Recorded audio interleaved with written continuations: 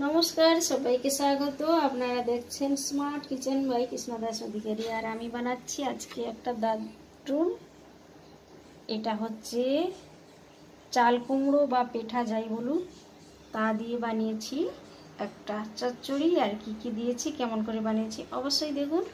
আর tasty, আমি একটু আলাদা বানিয়েছি, সম্পূর্ণ আলাদা। আর এটা না দেখলে বুঝতে পারবেন না, তো একবার দেখি বানান।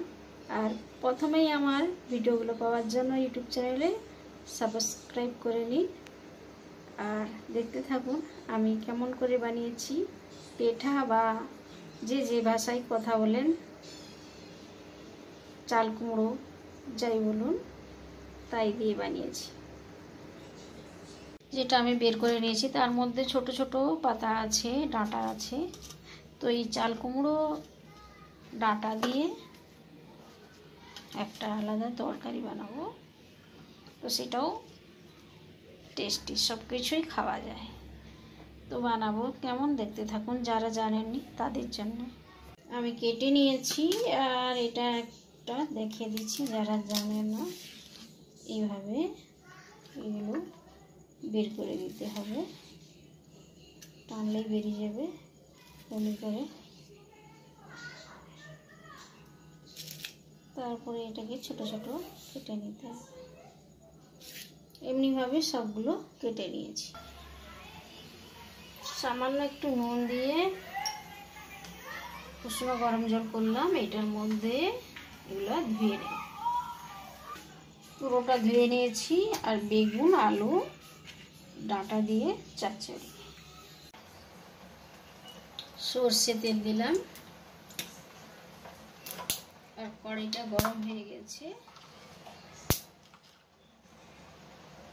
একটু জিরে আর একটু সর্ষে, তারপরে আমি একটা ছোট পেঁয়াজ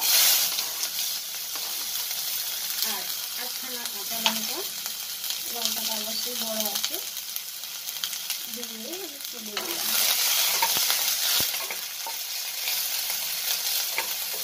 আর এটা তোলার হয়ে ভাজা হয়ে গেলেই, পেঁয়াজটা ভাজা হয়ে গেছে, তো এখন আমি তুলে দিচ্ছি সম্পূর্ণ সবজিগুলো।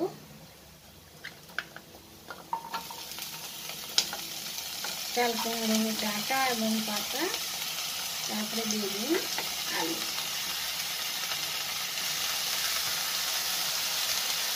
পাতাটা অবশ্য আমি ডাঁটাটা কেটে ভালো করে নুন জলে, গরম নুন জলে ধুয়েছি আগে, তারপরে আবার ঠান্ডা জলে ধুয়েছি, কারণ এটা পোকামাকড় থাকতে পারে, তাই জন্য আমি আগে একটু নুন গরম জলে ধুয়ে নিই।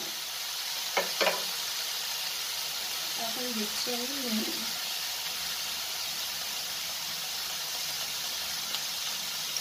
সামান্য নুন, সামান্য একটু হলুদ,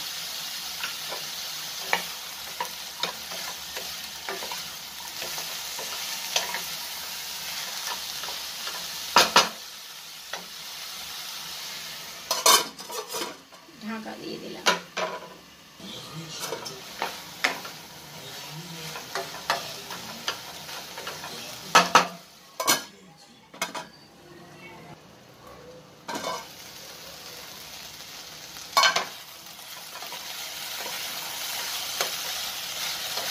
এটা খেতে এত ভালো লাগবে, বানিয়ে এবার অবশ্যই জানবেন। আর এটা পুরো আলাদা টাইপের। অনেকে কালো জিরে কাঁচা লঙ্কা দিয়ে বানায়, সবটা কালো জিরে কাঁচা লঙ্কা অবশ্যই একটু আলাদা টাইপের বানানোর দরকার আছে। তো আমি এটা সরষে পাউডার দিচ্ছি, যেটা আগে থেকে আমি পিষে রাখছিলাম। এর মধ্যে একটু হলুদ, সামান্য একটু নুন আর একটু লঙ্কাও পিষেছি, যাতে খারাপ না হয়, আমি বেশি করে পিষে রাখতে পারবো।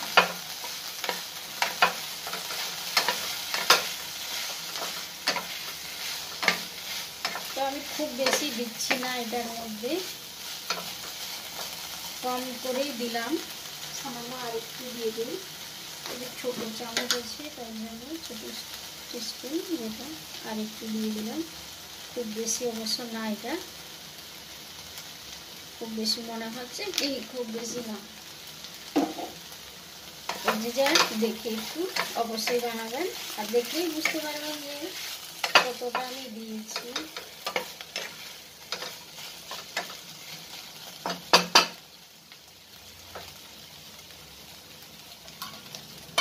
আর একটু আমি ধিমি আঁচে রেখেছি, আর একটু ঢাকা দিয়ে দিলাম। তো সরষেটার মধ্যে আমি শুকনো লঙ্কা পিষেছি, তাও আমি বলে দিচ্ছি। আর যদি কেউ শুকনো লঙ্কা না পান, একটু লাল লঙ্কা পাউডার মিশিয়ে দিতে পারেন। তো এটা তৈরি হয়ে গেছে, আর সামান্য একটু জল দেবো, হয়ে আসছে আর কি। তারপর একটু সামান্য জল দিলাম, কারণ আমি সরষেটা দিয়েছি। সামান্য একটু ঢাকা দিয়েছিলাম, 1 মিনিটও ঢাকা দেইনি। তো এটা একটু সামান্য জল দিয়েছি, বেশি খুব বেশি জল দেইনি, কারণ এটা হয়ে আসছে। আর একটু ঢাকিয়ে দিই।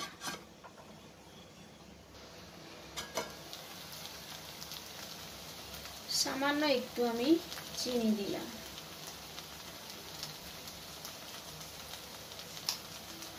একদম সামান্য। আর একটু নাড়াচাড়া করে আমি এটাকে নামিয়ে নেব।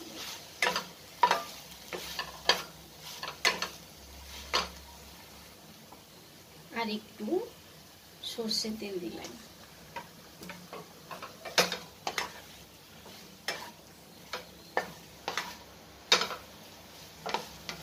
কাঁচা সরষে তেলটা একটু দিলে খুবই ভালো টেস্ট হবে।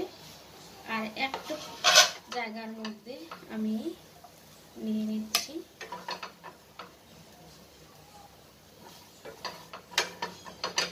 আর এই ডাঁটাটা নরম নরম ডাঁটা নিতে হবে।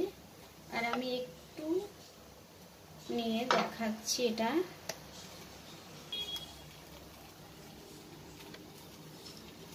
দেখতেই পাচ্ছেন।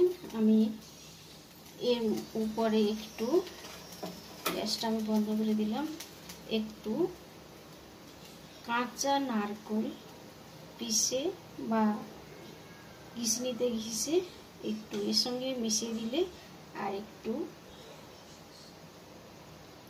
কাঁচা লঙ্কা উপরে গার্নিশ করে দিলাম। তো কেমন লাগবে খেয়ে অবশ্যই জানাবেন, আর একবার ট্রাই করুন, কেমন লাগে, না করলে জানতে পারবেন না। তো আজকের মতো এতটাই, টাটা বাই বাই। যার ভালো লাগবে অবশ্যই শেয়ার, লাইক আর অনেক অনেক শেয়ার করুন সবাইকে। তো আজকের জন্য এতটাই।